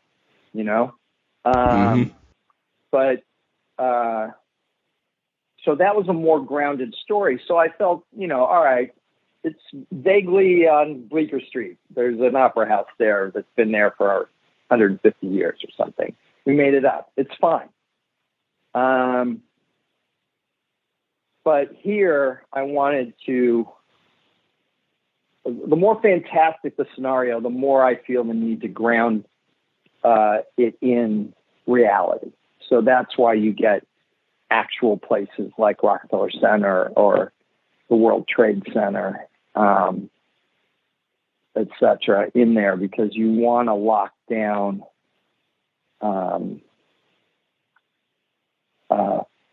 something to ground the fantasy. Speaking of fantasy and realism, I'm going to talk about realism here. I've seen some fans ask many times, why is there a shop in Rockefeller Center selling medieval weapons? Once again, as a New Yorker, I used to spend a lot of time in Rockefeller Center. There was a shop, I don't know if it's still there, but for many years there was a shop there that had medieval weapons right in the windows. I used to think as a kid, oh, that's interesting. Yeah. And when I watch it, it's like, oh, they knew about that shop. And then I come on the internet and sometimes people will say, why is that shop there? Yeah, look, we cheated. I'm not going to pretend we didn't, that the window gets blown out and the shield just rolls right up to Goliath. It's still pretty convenient. But, yeah, that shop was there. It was, I don't know why, but it was an antique shop. But in the window, they, for whatever reason, favored medieval weapons. And I don't know if that was still true when we made the show, but it was true. It was true when I lived there. And that's just, and so, was it a bit of a stretch? Maybe, but not horrible. So, that was just kind of fun. There are places there. Goliath gets thrown really hard into that window, and since he's a human, not a gargoyle, he should have been in more pain. And I think that's fair. I love the line about what his true strength is. Yeah. Which that's the kind of line Keith David's born to read, I mean, just so good. Such a good line. That entire final battle is just fantastic, and I love the contrast between the two sides of that battle. One being over the top with giant flowers and spinning axes, and the other Demona with a particle beam that you can feel how powerful and lethal that thing is. The animators and the sound effects did a really good job with that thing, and Elisa enjoyed for the first time ever being able to punch Demona right in the face. Yeah, I mean, look, one of the things that's fun about this is that, or for me at least, is that Elisa's been a gargoyle for what, 20 minutes, an hour, showtime, 2 tops. Demona's been a gargoyle for 1,000 years, and she is a very well-trained warrior who's managed to survive for a very long time, right? There's no way that Elisa should be able to hold her own, except for the fact that Demona is, as also happened in Long Way to Morning, so angry that she's not thinking straight. And so she keeps giving Elisa openings. And Elisa's, a trained police officer with hand-to-hand combat training, etc., weapons training, all this stuff, right? But let's face it, if it were just about the two of them setting off against each other, Demona should own Elisa and doesn't. And why doesn't she? Because Demona can't get past her anger. It's the same reason that Demona gets distracted away from what she really wishes or needs. Forget wishes, but needs when she's summoned Puck up into this vendetta against Elisa in the first place. She can't control her fury about this woman. And that gives Elisa the opening she needs to trounce someone that frankly should be out of her league. And I think it works really well here. I think the fight speaks to it. I think it's great. And I agree with you. The thing with all the fanciful stuff that Puck's doing on his side of the battle is just a kick right down to him. We had this desire to transform Bronx into a dog just because it was fun. There's no story reason for it. And we kept trying to figure out, would he get transformed? When the gargoyles transform, it's like, no, that doesn't make sense. He shouldn't be a human. And why would he transform into a dog? It doesn't fit Puck's spell. But having Puck do it during the battle because he thinks, oh, big beast lipping at me, I'm going to transform you into a dog, and then he realizes, oh crap, wrong kind of dog here. This one's still dangerous. Should have gone with the Chihuahua there. That was more helpful. That just becomes funny, wacky Puck stuff. Like the giant flower or the spinning axe, and it doesn't become part of confusing the issue about the transformations and the other and that kind of thing. It just becomes a funny little, Puck bit. In the end, when Puck wants to reward her for giving him, bringing this great time into his life, she could have asked for anything right there. She just wants him to go, and so he gets butthurt. And then he gives her an amazing gift. Like, I'm of course, she's not going to like being human at all. So he knows it's a jab to her, but it's like such a huge benefit to her as well. Yeah, she's so... what becomes clear in episodes that follows this is that, oh my God, this is really useful. But her initial reaction as being turned into a human is like, you've downgraded me. This is horrible. Yeah. She has that line, which I love, midway through the episode when she sees all the humans have been transformed into gargoyles in the city. she's like, I wanted you to destroy them, not give them the gift of being a gargoyle, because that's how she sees it. You know, being a gargoyle is so superior to being a human being, so that by the end, when she's turned into a human being, it's infuriating. There were a couple of things we had to be really careful of. I wanted to make sure that it was clear from his spell that she'd still be a gargoyle at night, that this wasn't like a permanent. Yeah, that she was just human 24 hours a day now. Gargoyle at night, human during the day. And we visually spell that out in a future episode, but I wanted to make sure that the spell spelled it out with as much clarity as possible. We didn't want to lose Demona as a gargoyle.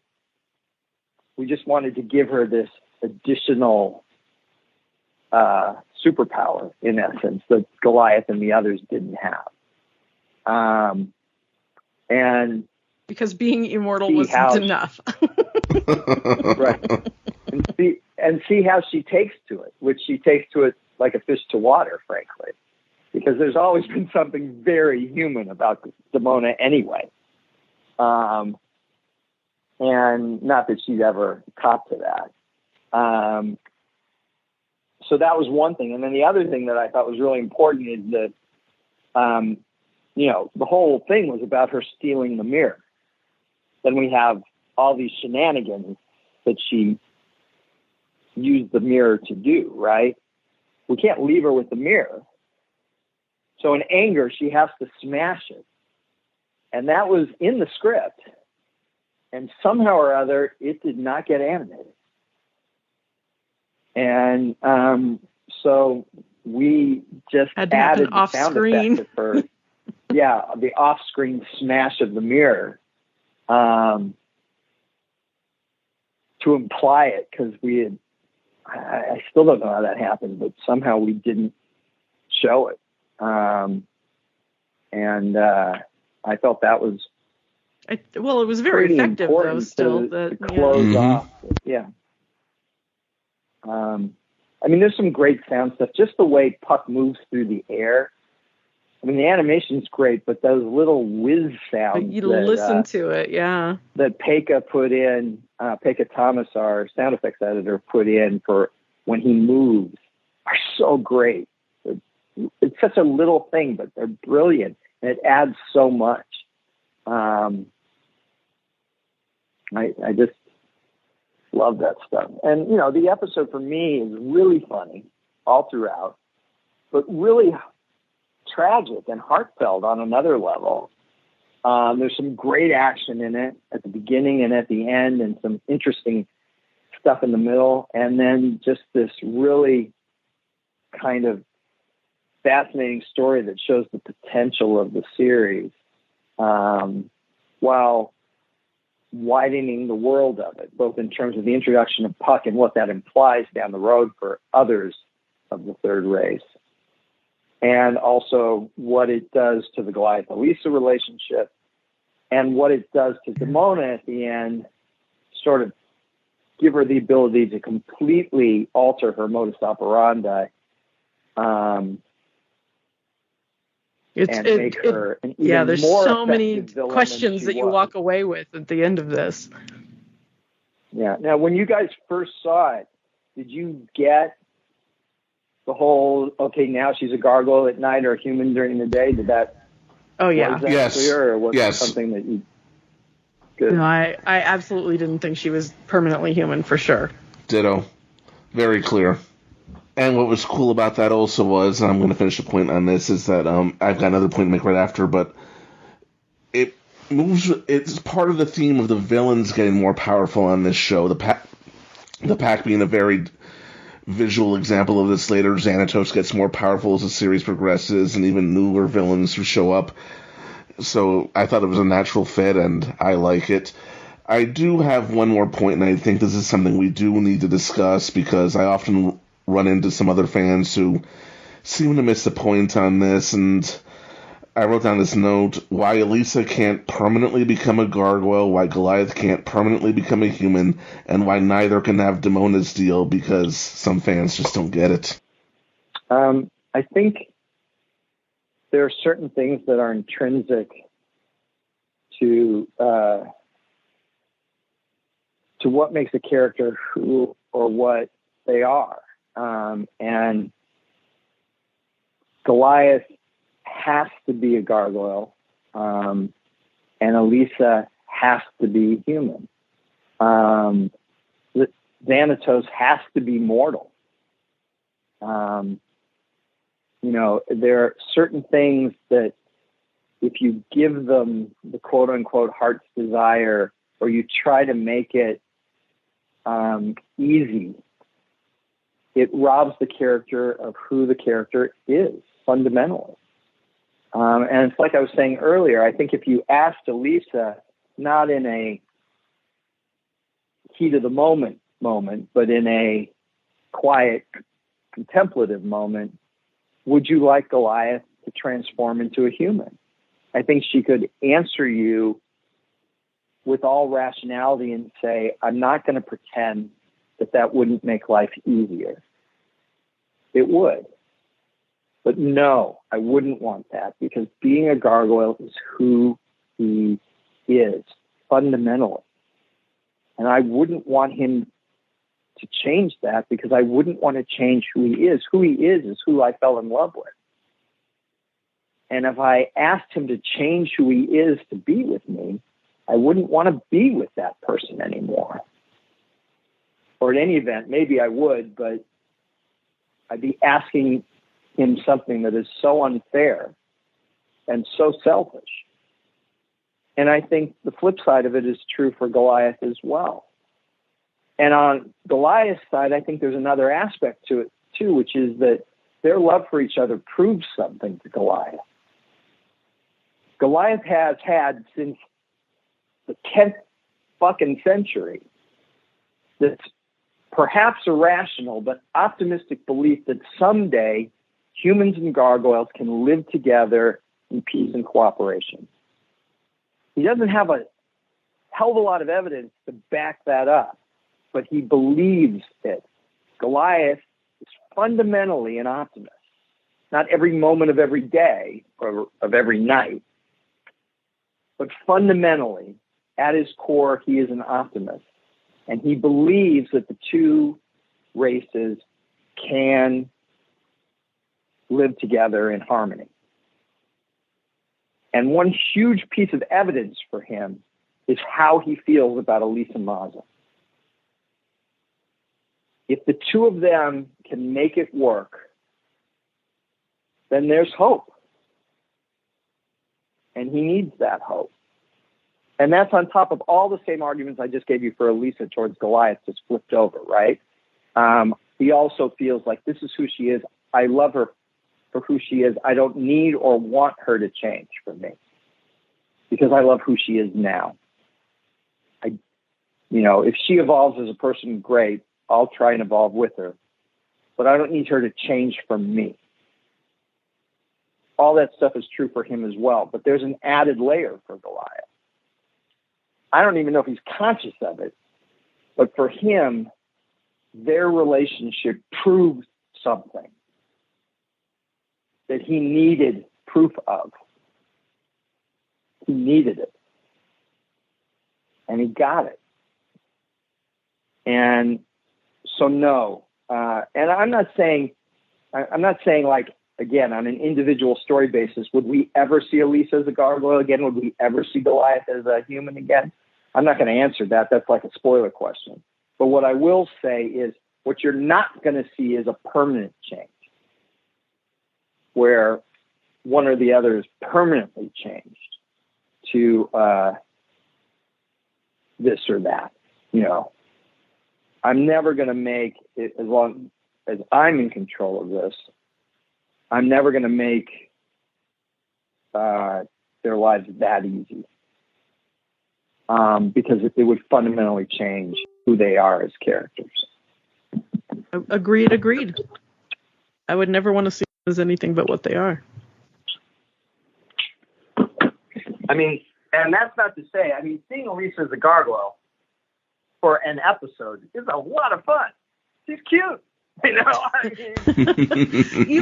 know what I noticed watching it this time around is that when all the other humans that have been turned into gargoyles get turned back into humans, they're all like missing their shoes and stuff. But Elisa gets her full outfit back. No like unbuttoned jeans or anything. Right. Where did that red jacket go for an hour? You know, I mean, where did her black boots go? Don't worry about it. Puck handled all that. Puck will handle the details. But it's too many for all those New Yorkers. It's too many details for Puck to handle. So screw it. You don't have the shoes. Yeah, You're all no more walking shoes. on barefoot. You're all walking on barefoot. And so, you know, you feel like in the news the next day, the news obviously doesn't say, all of Manhattan turns to gargoyles. What it says is all of Manhattan loses their shoes. You know? The shoe stores made a lot of money the next day. Well, I guess it depends how many pairs you have at home. There you go. I think we should begin to wrap things up. I think this discussion has been fantastic. I think we covered all... Such a great episode. So good. Yeah. I think we covered all the bases on this episode. Is there anything we missed? I don't think so. We hit just about everything. You know, there's... the trio have their own little subplot in this, which is their desire to assimilate, that we didn't talk about at all. Their desire not to be the other, that they're very aware that they are the other, that Halloween was kind of fun for them when for a little bit they didn't have to be the other, that there's a burden to being the other. Yeah, it's true that everyone else is always the other to you, but when you're in the minority, you can't escape knowing that to the majority, you're the other. And you are taught that and hammered with that day in and day out. Day in and day out. Or in the Gargoyles case, night in and night out, I guess. Mm-hmm. The point is that it's brutal being treated as the other all the time. So for those moments in the subway and elsewhere where they don't have to be the other, where the girls can look at them and go, hey, those guys are kind of cute. Even to Lexington, who's gay, right? It's a nice moment for all three of them, including Lex. It's weird, kind of fun, but weird, you know? And that's because there's a piece of them as teenagers who are very tired of always being treated as the other and would very much like to not be different. And I think we've all, particularly when we were teenagers, felt that way. Why can't I just fit in? And, you know, we all ultimately, if we're living healthy lives, learn to embrace our otherness. You know, in Young Justice terms, we are all outsiders, right? Yeah. But let's not pretend that's easy. And so there is this little wistful, I mean, you know, Hudson has a wistful moment about not getting to see the sun, but that's not what the trio are thinking about. Brooklyn, Lexington, and Broadway are thinking about, God, it's not that I don't want to be a gargoyle. But wouldn't it be nice to not be the other for a bit, you know? Just to have that moment like we had on Halloween and not have it be because everyone thinks I'm in a mask. Well, this takes place before the Halloween episode, but yeah. Peek behind the curtains are recorded out of order, people. Sorry, yeah. But it's a moment like that where for a second they aren't the other. And that for a second that feels pretty good, even if they know it can't last, even if they know it shouldn't last. That the solution to the problem isn't as simple as a magical transformation or assimilation even. It's got to be about all of us sort of saying, it's okay to be the other. We don't mind that you're other because we're other to you. You know, that's where it's got to go ultimately. Amen. But you know, for them, there is this sort of wistful moment, and that's the one thing I think we kind of skipped. Yeah. Well, we just covered it now, beautifully, I might add, and I do think we should wrap up. It's getting late and there's dinners to be had, so, Greg, I've been eating all day. Jen, we appreciate your dedication. I appreciate your dedication. So before we say goodnight, Greg, this is coming out September 16th. Happy birthday, Jennifer. Is there anything you want to plug? Me? No.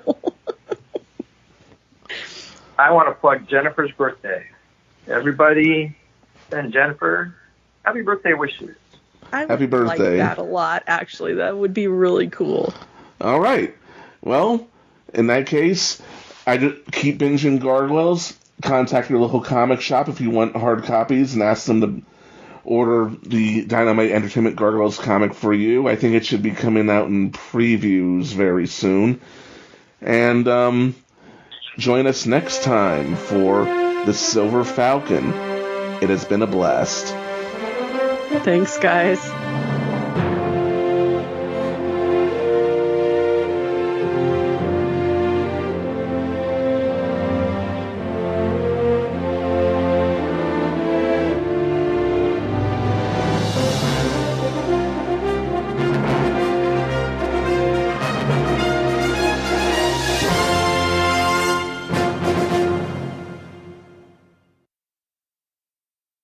I never realized when you were human how beautiful you are. You mean you thought I was ugly? Well, careful, updraft.